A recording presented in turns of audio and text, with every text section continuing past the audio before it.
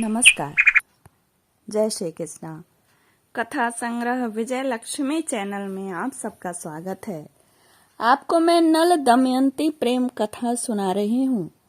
चौथे भाग में आपने सुना कि कैसे नल ने इस आशा से दमयंती को छोड़ा कि वह पिता के घर जाकर सुखी रहेगी, लेकिन दमयंती बन बन भटकती रही और अंत में एक ऐसे स्थान पर पहुंची जहां तपस्वी लोग तपस्या कर रहे थे।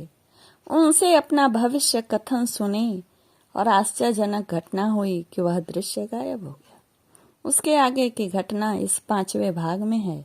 सुनिए कि दमयंती कैसे कहाँ पहुंची, फिर किसने उसको पहचाना और कैसे क्या अपने पिता के घर पहुंची या पति को प्राप्त हुई। इस कथा में इस भाग में यह सुनिए। वहां से जहां तपस्वी गायब हो गए थे, वहां से चलकर विलाप करती हुई दमयंती एक अशोक वृक्ष के पास पहुंची। उसकी आंखों से झरझर आंसू बह रहे थे। उसने अशोक वृक्ष से गदगद स्वर में कहा, शोक रहित अशोक, तुम मेरा शोक मिटा दो। क्या कहीं तुमने राजा नल को शोक रहित देखा है? अशोक, तुम अपने शोक नाशक नाम को सार्थक करो।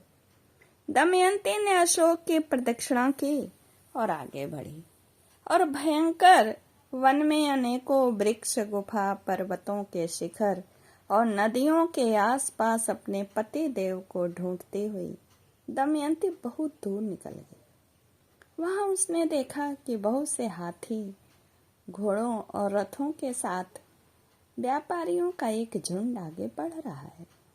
व्यापारियों के प्रधान से उसने बातचीत करके यह जान लिया कि ये सारे व्यापारी सुबाहु के राज्य चेदी देश में जा रहे हैं। दमयंती उनके साथ हो ली। उसके मन में अपने पति के दर्शन की लालसा बढ़ती जा रही थी। कई दिनों तक चलने के बाद वे व्यापारी एक भयंकर वन में पहुंचे। वहां एक बहुत ही सुंदर सरोवर था और लंबी यात्रा के कारण सब लोग थक गए थे और वहीं उन लोगों ने अपना रुकने का पड़ाव डाल दिया।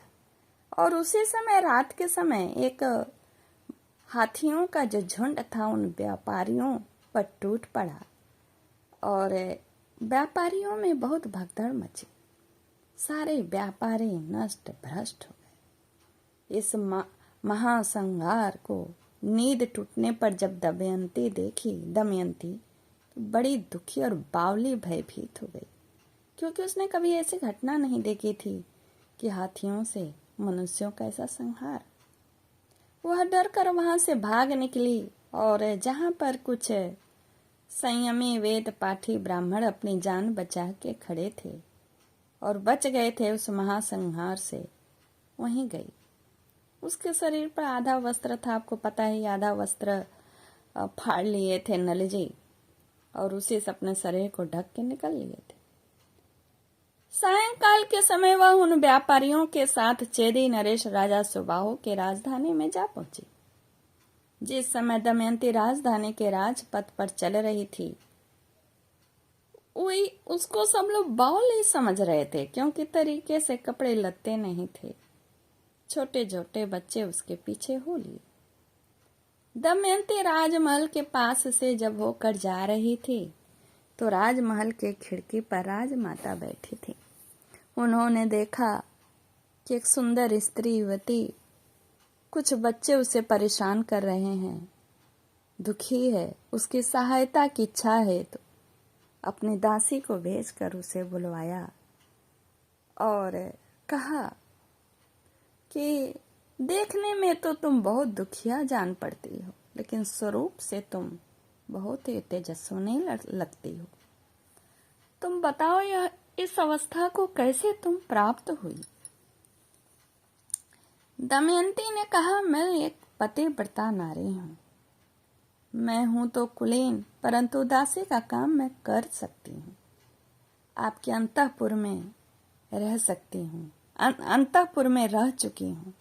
मैं कहीं भी रह जाती हूँ। मूल फल खाकर दिन बिता देती हूँ। मेरे पतिदेव बहुत गुणी हैं और मुझसे प्रेम भी बहुत करते हैं, और मेरे अभाग्य के कारण एक रात को सोती छोड़कर चले गए, और उन्हीं की खोज में मैं इधर उधर भटक रही हूँ। और इतना कह करके दमयंती रो पड़ी। उसने अपने दुख में अपनी इच्छा भी प्रकट कर दी कि मैं ऐसे रह सकती हूँ। उसकी बात का आशय समझ करके उसको विलाप करते देख राजमाता का जी भर आया। वह कहने लगी, कल्याणी, मेरा तुम पर स्वाभाविक ही प्रेम हो रहा है। ऐसा लग रहा है तुम मेरी हो, मेरी पुत्री हो। तुम मेरे पास रह जाओ और मैं तुम्हारे पति को ढूंढने का प्रबंध करूंगी। जब वे आए तब तुम उनसे यहीं मिलना। दमयंती ने कहा, माता जी, मैं एक शर्त पर आपके घर में रह सकती हूँ। मैं कभी जूठा नहीं खाऊंगी, किसी के पैर नहीं धोऊंगी, और पर पुरुष के साथ किसी प्रकार भी बातचीत नहीं करूंगी। यदि कोई पुरुष मुझसे दुष्चेष्टा करे तो उसे दंड देना होगा। बार बार ऐसा करने पर उसे प्राणांत दंड भी देना होगा। और मैं अपने पति को ढूंढने के लिए ब्राह्मणों से हमेशा बातचीत करती रहूंगी। अगर आप भी हमारे शर्त को स्वीकारती हैं तो मैं रहूंगी। राजमाता दमयंती के नियमों को सुनकर बड़ी प्रसन्न हुई और कहीं, तुम्हें यहीं रहना है। और अपनी पुत्री सुनंदा को बुलाया और उसको समझाया कि यह दासी देवी है, देवी समझना, और तुम्हारे साथ तुम्हारे ही राजमहल में बराबर सखी के समान रहेगी। और उस महल में दमयंती अपनी इच्छा अनुसार रहने लगी। वृद्धाश्व जी युधिष्ठिर से कहते हैं, जिस समय राजा नल दमयंती को सोती छोड़कर आगे बढ़े, उस समय वन में दावाग्नि लग रही थी। नल कुछ ठिठक गए, उनके कानों में आवाज आई, राजा नल, शीघ्र दौड़ो, मुझे बचाओ। नल ने कहा, डरो मत। वे दौड़कर दावा नल में घुस गए और देखा कि राजा नागराज का कोटक कुंडली बांध कर पड़ा हुआ है। उसने हाथ जोड़कर नल से कहा, राजन, मैं करकोटक नाम का सर्प हूँ। मैंने तेजस्वी ऋषि नारद को धोखा दिया था। उन्होंने श्राप दे दिया कि जब तक राजा नल तुम्हें न उठाएं तब तक यहीं पड़ा रहो। उनके उठाने पर तू श्राप से छूट जाएगा, और उनके श्राप के कारण मैं यहाँ से एक पग भी हट बढ़ नहीं सकता। तुम श्राप से मेरी रक्षा करो और मैं तुम्हें हित की बात बताऊंगा और तुम्हारा मित्र भी बन जाऊंगा। मेरे भार से डरो मत, मैं अभी हल्का हो जाता हूँ। वह अंगूठे के बराबर वह करकोटक सांप हो गया। नल उसे उठाकर दावा नल से बाहर ले गए। करकोटक ने कहा, राजन, तुम अभी मुझे पृथ्वी पर ना डालो, कुछ पदों तक गिनती करते हुए चलो। राजा नल ने ज्यों ही पृथ्वी पर 10वां पद डाला और कहा 10, त्यों ही करकोटक नाग ने उन्हें डस लिया। उसका नियम था, जब कोई 10 अर्थात डसो कहता था तभी वह डसता था, अन्यथा नहीं। करकोटक के डसते ही नल का पहला रूप बदल गया और करकोटक अपने रूप में हो गया। आश्चर्यचकित नल ने उससे कहा, राजन, तुम्हें कोई पहचान न सके, इसलिए मैंने तुम्हारा रूप बदल दिया। कलयुग ने तुम्हें बहुत दुखी किया है ना, दुख दिया है ना। अब मेरे विष से वह तुम्हारे शरीर में बहुत दुखी रहेगा। तुमने मेरी रक्षा की, अब तुम्हें हिंसक पशु पक्षी शत्रु और ब्रह्मवेत्ताओं के शाप आदि से भी कोई भय नहीं रहेगा। अब तुम पर किसी भी विष का प्रभाव भी नहीं होगा और युद्ध में सर्वदा तुम्हारी जीत होगी। अब तुम अपना नाम बाहुक रख लो और द्युत कुशल राजा ऋतुपर्ण की नगरी अयोध्या में जाओ। तब तुम उन्हें घोड़ों की विद्या बतलाना और वे तुम्हें जुए का रहस्य बतला देंगे तथा तुम्हारे मित्र भी बन जाएंगे। जुए का रहस्य जान लेने पर तुम्हारी पत्नी, पुत्री, पुत्र, राज्य सब कुछ मिल जाएगा। जब तुम अपने पहले रूप को धारण करना चाहो तब मेरा स्मरण करना और मेरे दिए हुए वस्त्र धारण कर लेना। यह कहकर करकोटक ने 2 दिव्य वस्त्र दिए और वहीं वह अंतर्धान हो गया। राजा नल वहां से चलकर 10वें दिन राजा ऋतुपर्ण की राजधानी अयोध्या में पहुंच गए। उन्होंने वहां राज दरबार में निवेदन किया कि मेरा नाम बाहुक है। मैं घोड़ों को हाँकने तथा उन्हें तरह तरह की चाल सिखाने का काम करता हूँ।